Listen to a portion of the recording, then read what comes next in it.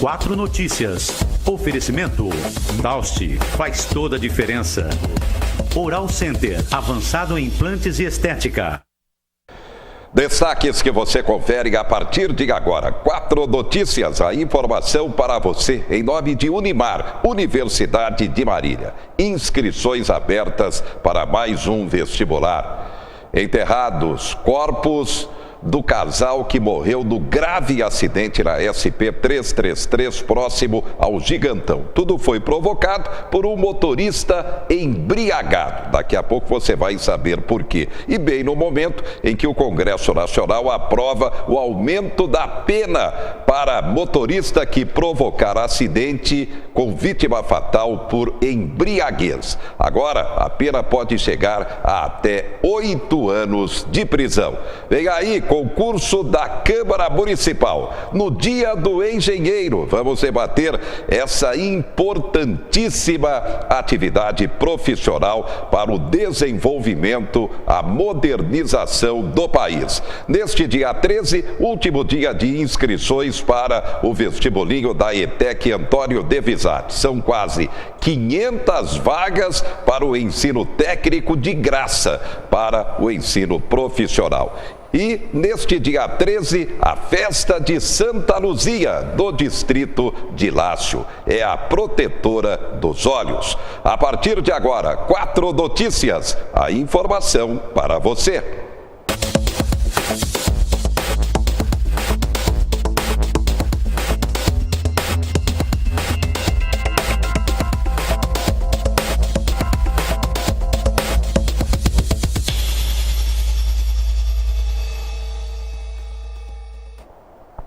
E a gente começa falando sobre o avanço da tecnologia, uma lei importante para o momento e, como não, o futuro do Brasil.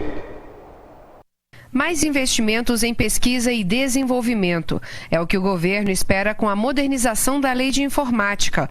Com ela, empresas que fabricam componentes eletrônicos recebem redução no Imposto sobre Produtos Industrializados, o IPI, para investir em inovação. O planejamento das empresas daqui para frente poderá ser feito com muito mais racionalidade.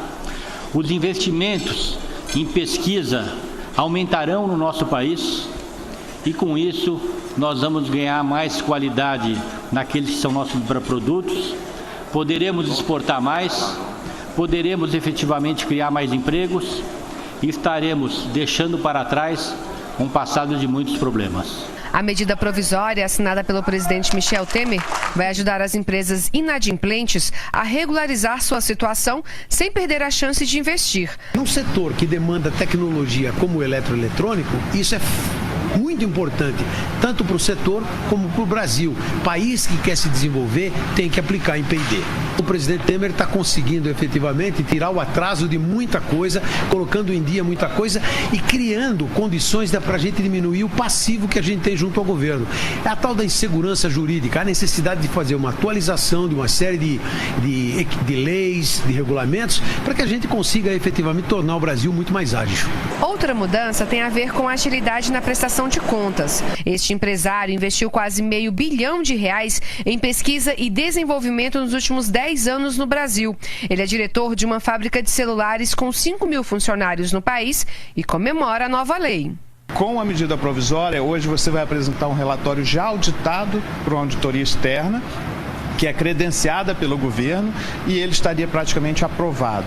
Então você não vai ter mais essa espera de 10 anos para você ter os seus relatórios aprovados, que isso causava uma grande incerteza no mercado. A medida provisória que moderniza a Lei de Informática também vai permitir que as empresas invistam no desenvolvimento de startups, empresas que estão nascendo e que têm a tecnologia como base.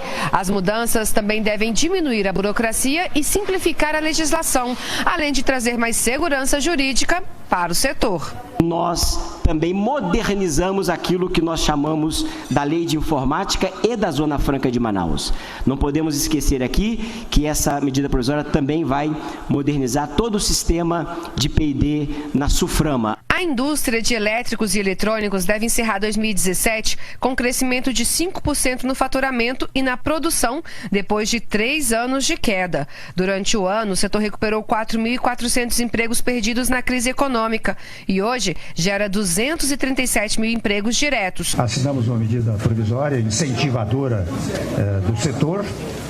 Todos foram unânimes nas suas falas, né, de dizer que este pleito é um pleito que facilita naturalmente a atividade do setor eletroeletrônico, que estava paralisado há mais de 10 anos. E eu registrei que nós temos tido a oportunidade nesses 18 meses de governo de tirar, digamos assim, das gavetas, né, vários projetos que foram discutidos e pensados há muito tempo atrás e jamais foram levados adiante. Agora a violência no trânsito. Sepultados na manhã desta segunda-feira no cemitério Parque das Orquídeas, os corpos de Paulo Sérgio de Lima e Dilce Alves de Lima, marido e mulher, 44 anos de idade. Você vê aí a foto de ambos que tragicamente morreram naquele acidente que aconteceu sábado à noite na SP 333, a rodovia que liga Marília à região de Ribeirão Preto, ali de frente ao posto Gigantão. Tudo foi muito rápido. O casal e mais a filha, de 14 anos de idade, estavam num Corsa no sentido Country Club Santa Antonieta, quando de repente a rodovia, inclusive, está em obras. Entre Vias é a responsável, como recentemente a gente debateu. Quando de repente o Corsa foi atingido na traseira por um Golf, conduzido por Adailton Costa Souza, 41 anos de idade. E aí o Corsa, literalmente, ele foi arremessado para a pista contrária e praticamente esmagado por uma carreta que vinha no sentido contrário. Morreram na hora Paulo Sérgio de Lima e a esposa Dilce Alves de Lima. A filha Pâmela está em estado grave, internada no Hospital de Clínicas de Marília. E um detalhe, o Adailton, que provocou o acidente, fugiu do local e a polícia conseguiu chegar até ele cerca de 3, 4 horas depois, porque no impacto do Golf, no Corsa, no para-choque do Corsa, ficou a marca da placa do Golf, ou seja, a placa teve a característica cravada no Golf. E aí a polícia chegou até o Adailton Costa Souza, que inclusive 3 horas após o acidente, no bafômetro ficou constatada a embriaguez. Está aí então o grave acidente, lamentável acidente, aumentando para 35 o número de mortes em acidentes de trânsito este ano em Marília. E um detalhe, bem no momento em que o Congresso Nacional aprovou o aumento da punição para quem, embriagado no trânsito, provocar acidente com vítima fatal, como aconteceu neste caso. Só que ainda falta a sanção do presidente Temer, aumentando para até 8 anos a prisão. Passou no Congresso, falta a sanção do presidente, por isso a regra ainda não está valendo. Marcos Farto, especialista em trânsito, nosso convidado. Boa noite, Farto, se é que dá para falar boa noite numa tragédia como essa. Realmente, Zé, boa noite por uma questão de educação, mas triste pelo cenário. Bem, tudo isso que aconteceu, seu comentário. Nós vemos que o reflexo do trânsito nada mais é do que a falta de responsabilidade e educação. A educação que vem da base, onde nós aprendemos até na família, depois nas escolas e no convívio social. Se essa educação fosse projetada para a cultura, certamente não teríamos desrespeito às leis, que gerou, infelizmente, essa tristeza. A pessoa não respeitou a responsabilidade de ingerir bebida alcoólica e dirigir, não respeitou a velocidade, uma via que está passando por uma alteração, por uma modernização, uma reconstrução, né? E com isso tudo, a sensação de impunidade, achando que nada iria acontecer, trouxe essa tragédia. Se você perceber em frações de segundo, essa pessoa que hoje foi localizada pela polícia 4 horas atrás, isso demonstra a responsabilidade, o comprometimento que as nossas polícias possuem, localizaram essa pessoa que agora é criminosa, uma pessoa que cometeu um crime em duplicidade, além de ter deixado uma jovem com uma consequência para toda a vida. Além das consequências físicas, também terá uma consequência na alma. E isso, o Código de Trânsito, ele é muito brando. Embora nós tenhamos aí uma aprovação que depende agora da sanção presidencial, se for publicada com data pós o acidente, ela não alcançará prejudicando esse causador do acidente com a pena de 8 anos agravada em consequência dos efeitos que ali surgiram. Então, a lei brasileira ela é muito pacífica, ela é muito branda, ela é muito conivente com o estado atual. Em Marília nós tivemos 35 mortes só esse ano. Na última semana foram 4. E envolvendo rodovia, nós percebemos que o descaso com a responsabilidade ao volante, ela só é crescente.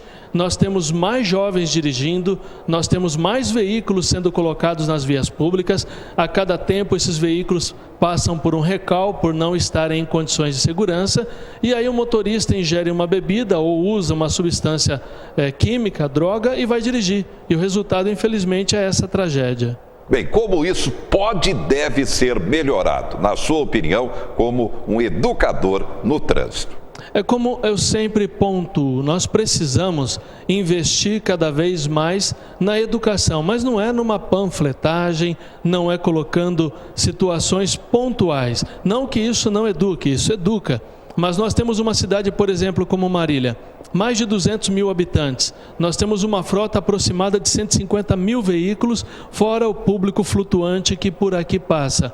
E a necessidade é gritante de educar esse pessoal. O Código de Trânsito, ele já permite aula nas escolas de todos os níveis, desde a infância até o 3º grau, até as faculdades, é permitido ter aulas de trânsito, de consciência, de educação, mas não existe isso na prática. Marília pode tornar-se um piloto para isso, para a nossa região, até mesmo para o estado, para o país, se souber investir na segurança nesse critério educação. Bem, só para a gente concluir, eu mais uma vez vou fazer essa pergunta. Indústria Automobilística Nacional, toda semana tem convocação para recall em razão de defeito técnico em veículos novos colocados no mercado. Só que apenas no mercado nacional, para exportação, não. Agora é a Fiat convocando proprietários do Argo para recall a um problema de direção. Isso é grave, coloca em risco a segurança no trânsito e ninguém faz nada. Como isso deve ser coibido, na sua opinião? Eu começo pensando na honestidade. Quando nós deixamos de lado a ganância e pensamos naquele produto com qualidade, isso já minimizaria muito a falha humana, a falha técnica. Mas nós não vemos isso. Quando é para o exterior, o produto é de qualidade. Quando é nacional, o produto ele fica em segundo plano. Isso é fato, não é apenas uma opinião. Nós vemos que os órgãos controladores têm muito poucos profissionais para fazerem essa fiscalização de controle e de punição. Infelizmente, não é incomum, vemos o governo negociando multas, amenizando as multas de forma a privilegiar ainda a indústria automobilística para fins de não ser responsabilizada pelo prejuízo causado às vidas no trânsito. Se o Brasil levasse mais a sério as suas leis e também os profissionais que atuam nessa área, nós não teríamos tanta tristeza e tantas amarguras. Lembrando que nós estamos no final do ano, nós teremos um período festivo, nós teremos um momento de férias, licença-prêmio, momento em que o comércio vai lucrar também, mas a atenção no trânsito ela tem que prevalecer, desde quem adquire, como quem dirige, quem ocupa um espaço dentro do veículo. A dica para quem for sair em viagem nesse final de ano. Sim, nós temos que pensar muito a respeito da hidratação, levar bastante água, não se alimentar com coisas pesadas, comidas pesadas, vai comer uma maionese, uma feijoada, alguma coisa dessa natureza que vai causar sonolência. Não dirigir com sono, porque o motorista que tem sono, ele assemelha-se a um motorista alcoolizado. O seu reflexo diminui e ele fica vulnerável. A questão de dinheiro para os pedágios, não caiam nessa vibe que vivem dizendo que não precisa pagar pedágio, que tem que pedir nota fiscal. Isso é comentários de Facebook e de internet. Não tem nada a ver. Leve o dinheiro, pague, reclame depois nas urnas essa cotação. Outra questão, faça um checklist no veículo, faça uma avaliação, procure um bom mecânico, leve consigo sempre um material a mais, leve uma lâmpada, leve aí um material, uma garrafa d'água caso haja vazamento do arrefecimento do radiador, levar uma correia dentada, embora pareça simples, mas ela costuma quebrar justo na hora que é feriado, no final de semana, então esses cuidados são pertinentes, né? Muita atenção nisso aí. Muito bem, obrigado Marcos Farto, especialista em trânsito. Daqui a pouco vamos debater a engenharia nesse Dia do Engenheiro, uma atividade profissional importantíssima para o momento, para o futuro do país. E também, destaques do momento, poupança rende 3,82% acima da inflação. Juro do crédito especial tem a 12ª queda mensal, mas ainda está muito alto para o padrão de renda do brasileiro. A gente volta já já.